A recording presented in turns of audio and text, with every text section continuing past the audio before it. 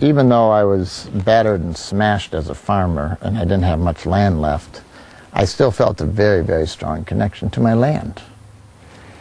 And I asked him one day, is there a remedy, an energetic remedy for the land? Is there something like this that works in the area of homeopathy that can be administered to the soil that can revitalize it?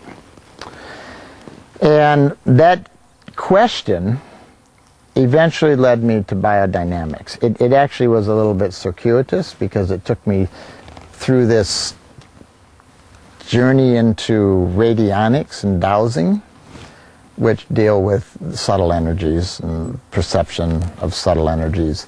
But as I went in that journey, I eventually encountered a man who told me about Rudolf Steiner and biodynamics and his method for healing the land and reinvigorating the land.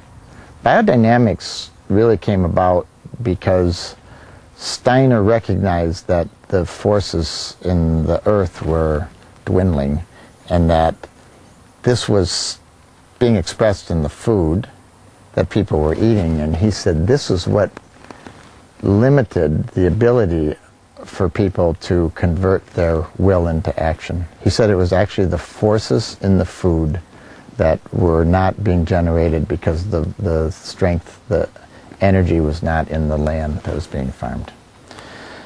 So by the time I started up or shortly after I started up my farm again as an organic vegetable farm, we began to use some of these recommendations of Rudolf Steiner, and since then we've been elaborating on them and entering into them more and more, because it's not just a set of practices, it's a way to develop perception and a way to develop relationship to the land that one farms and to build the communication between the farmer and the land.